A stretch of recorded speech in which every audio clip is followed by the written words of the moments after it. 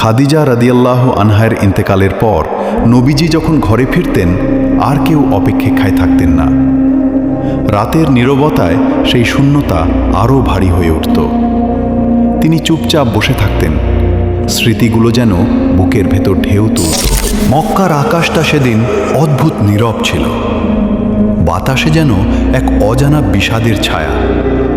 শহরটা আগের মতোই, কাবা ঘিরে মানুষ, বাজারে কোলাহল, কিন্তু এক ঘরের ভেতর নেমে এসেছিল গভীর শূন্যতা। সেই ঘরটি ছিল আমাদের প্রিয় নবী মুহাম্মদ সাল্লাল্লাহু আলাইহি ওয়াসাল্লামের ঘর।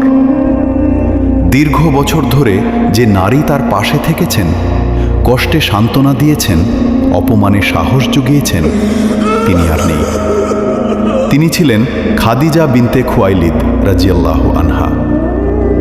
প্রথম ওহির সেই ভয়ঙ্কর মুহূর্তে যখন নবীজি কাঁপতে কাঁপতে বাড়ি ফিরেছিলেন, তিনি তাকে জড়িয়ে ধরে বলেছিলেন, আল্লাহ কখনো আপনাকে অপমান করবেন না। সেই কণ্ঠস্বর, সেই সাহস, সেই ভালোবাসা একদিন হঠাৎ থেমে গেল। খাদিজা রাদিয়াল্লাহু আনহার ইন্তেকালের পর নবীজি যখন ঘরে ফিরতেন আর কেউ অপেক্ষায় থাকতেন না।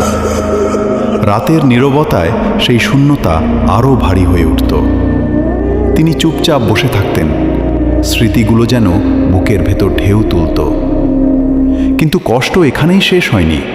কিছুদিন পরই ইন্তেকাল করলেন তার প্রিয় চাচা আবু তালিব, যিনি কাফিরদের সামনে ঢাল হয়ে দাঁড়াতেন। তার বেঁচে থাকাই ছিল নবীজির নিরাপত্তার এক বড় কারণ।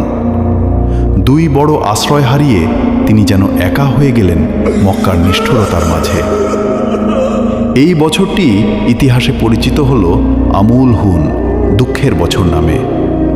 অত্যাচার বাড়তে লাগলো।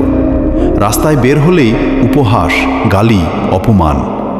কখনো মাথায় ময়লা ফেলা হলো, কখনো তাকে পাগল বলা হলো। কিন্তু তিনি থামলেন না। তিনি আল্লাহর বার্তা পৌঁছে দিতে থাকলেন। একদিন তিনি সিদ্ধান্ত নিলেন তায়েফে যাবেন, হয়তো সেখানে মানুষ শুনবে। তায়েফের পথে তিনি একাই হেঁটেছেন। রোদ, ক্লান্তি, তৃষ্ণা সব সহ্য করে পৌঁছালেন। কিন্তু সেখানে গিয়ে যা হলো তার হৃদয় বিদীর্ণ করার মতো। তায়েফের নেতারা তাকে তুচ্ছ তাচ্ছিল্য করল। শুধু তাই নয়, তারা শহরের শিশুদের লেলিয়ে দিল তার পেছনে। শিশুরা পাথর ছুঁড়তে লাগল। পাথর আঘাত করল তার পবিত্র শরীরে। রক্ত ঝরতে লাগল, জুতা রক্তে ভরে গেল। শেষ পর্যন্ত তিনি আশ্রয় নিলেন এক বাগানের দেয়ালের পাশে। শরীর ক্লান্ত, রক্তাক্ত, কিন্তু তার ঠোঁট থেকে বের হলো না কোনো অভিশাপ। তিনি আকাশের দিকে তাকিয়ে বললেন, হে আল্লাহ, যদি তুমি আমার উপর অসন্তুষ্ট না হও, তবে আমি কোনো কষ্টকেই পরোয়া করি না।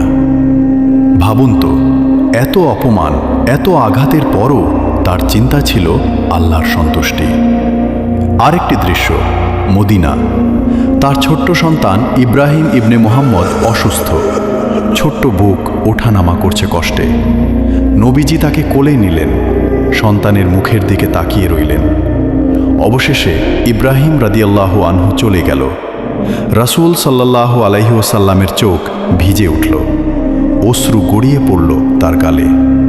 সাহাবারা অবাক হয়ে বললেন, ইয়া রাসূলুল্লাহ, আপনিও কাঁদছেন? তিনি বললেন, চোখ অশ্রু ঝরায়, হৃদয় কষ্ট পায়, কিন্তু আমরা এমন কথা বলি না যা আমাদের রবকে অসন্তুষ্ট করে।